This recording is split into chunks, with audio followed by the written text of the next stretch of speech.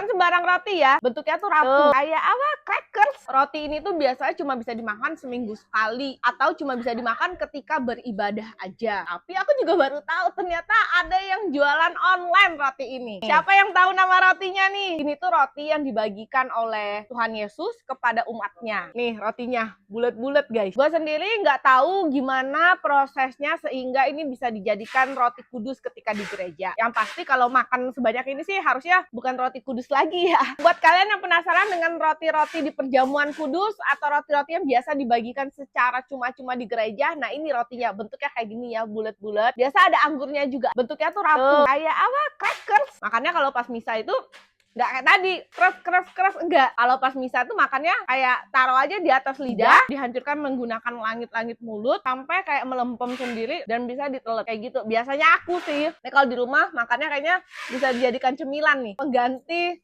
biskuit atau crackers di rumah ya. Rasanya gimana sih? Rasanya manis, gurih, asin, pedas? Enggak ya, ini rasanya benar-benar plain. Aku baru tahu juga nih ada yang jual online. Ini aku belinya di Esther Hosti, roti perjamuan kudus kalau di gereja Katolik nyebutnya. Jadi semua orang boleh cobain ya roti ini ya. Tidak dilakukan ibadah-ibadah kalau beli online tentunya. Buat yang pengen tahu aja, ini review singkatnya. Jadi happy juga sih, bisa makan banyak jadinya. Mungkin ada yang demen banget makan Hosti, cobain nih beli sendiri.